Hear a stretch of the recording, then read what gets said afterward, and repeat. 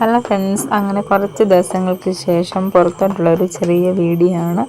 ഒത്തിരി നാളായിട്ട് അങ്ങനെ വെളിയിലോട്ടൊന്നും ഇറങ്ങുന്നില്ലായിരുന്നു.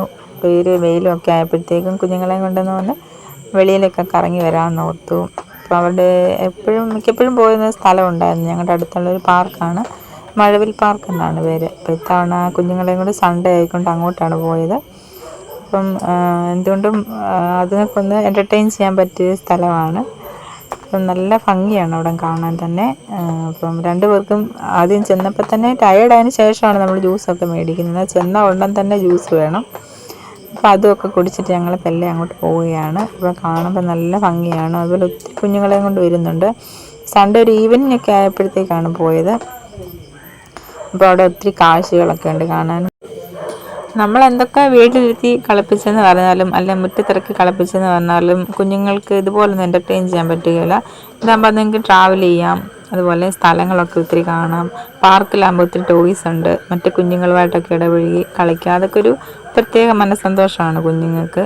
പിന്നെ നമ്മളും അങ്ങനെ ഇടയ്ക്ക് അങ്ങനെയൊന്നും പോകാത്ത ആൾക്കാരുണ്ട്, വെളിയിലോട്ടൊന്നും അധികം ഇറങ്ങാത്തവരുണ്ട്.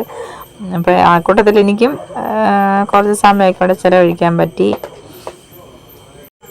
പിന്നെ മോനെ സംബന്ധിച്ച് മോനിവിടെ പരിചിതമാണ്. കുഞ്ഞിലേ തൊട്ട് തന്നെ കൊണ്ടുവരുന്നതുകൊണ്ട് പുള്ളിക്ക് നല്ല പരിചയമാണ്. ചെറുതിനെ അങ്ങനെ ഇങ്ങനെ കൊണ്ടുവന്നിട്ടില്ല. ഇപ്പോൾ ഒരു 3 വയസ്സായപ്പോൾ തൊട്ടാണ് അങ്ങനെ ഇങ്ങനെ ഇറക്കാറ്. ഇപ്പോഴാകുമ്പം തന്നെത്താനെ ടോയ്സിലൊക്കെ പോയി കയറുകയൊക്കെ ചെയ്യും. മറ്റേ നമ്മൾ ഇച്ചിരി ചെറുതിലേ കൊണ്ട് നമ്മളെ ഹെൽപ്പ് വേണം.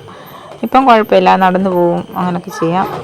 അപ്പം നമ്മളും അധിക സമയം കൂടെ നിൽക്കേണ്ട, എങ്കിലും നമ്മുടെ ചെറിയൊരു നോട്ടം വേണം. എന്നിരുന്നാലും അത്രമേ നമ്മൾ കൂടെ നിൽക്കേണ്ട. മോൻ്റെ കൂടെ പിന്നെ നിൽക്കേണ്ട ആവശ്യമേ ഇല്ല. മോൾക്ക് ഭയങ്കര പ്രിയമാണ് ആന, അതുപോലെ ആനയുടെ ടോയ്സൊക്കെ ഭയങ്കര പ്രിയമാണ്. അതുപോലെ തന്നെ ഒരു ഐറ്റം അവിടെ ഉണ്ടായിരുന്നു, സ്കേറ്റ് ചെയ്ത് വരുന്നത്. പുള്ളി അതേ തന്നെയായിരുന്നു. പുള്ളിയുടെ സൈസിനൊത്ത ഒരു ടോയാണ് സ്കേറ്റ് ചെയ്യുന്നത്. വലിഞ്ഞു കയറിയിട്ട് താഴോട്ട് നിരങ്ങി വരാം. അത് ഭയങ്കര ഇഷ്ടപ്പെട്ടായിരുന്നു. പക്ഷേ കുഞ്ഞിലേ കൊണ്ടുവരുമ്പോൾ ഞങ്ങൾ അത് എടുത്ത് വെച്ചിട്ട് താഴോട്ട് നിരക്കി വിടുമായിരുന്നു. ഇപ്പോൾ അതേ കയറും. പിന്നെ തുടക്കത്തിൽ തന്നെ ഒരു മങ്കിയൊക്കെ കാണിക്കുന്നുണ്ട്, അതിനെയൊക്കെ ഇഷ്ടപ്പെട്ടു. പിന്നെ അങ്ങനെ നമ്മൾ ഇങ്ങോട്ട് വരുമ്പോൾ അവിടെ കുറച്ച് ചെടികളും കാര്യങ്ങളൊക്കെ കാണാം. പിന്നെ അവിടെ ഒരു വെറൈറ്റി ആയിട്ടൊരു ചെടി ഉണ്ടായിരുന്നു. അതിൻ്റെ പക്ഷേ പേരൊന്നും അറിയത്തില്ല. നമ്മുടെ ഈ മന്ദാരത്തിൻ്റെ ഒരുമാതിരി ഇല പോലെ ഇരിക്കും മന്ദാരത്തിൻ്റെ. പക്ഷെ അങ്ങനെ നിന്നത് കൊണ്ട് തന്നെ സമയം പോയത് അറിഞ്ഞില്ല. പക്ഷെ ഞങ്ങളുടെ ചെറുതിനത് തീരെ പിടിച്ചില്ല. എന്താണ് തിരിച്ചു വരാൻ നേരത്ത് ഭയങ്കര കരച്ചിലായിരുന്നു. സമയം തീരെ പുള്ളിക്ക് കുറഞ്ഞു പോയെന്നു. ഒത്തിരി നേരം അവിടെ നിൽക്കുകയും ചെയ്തു.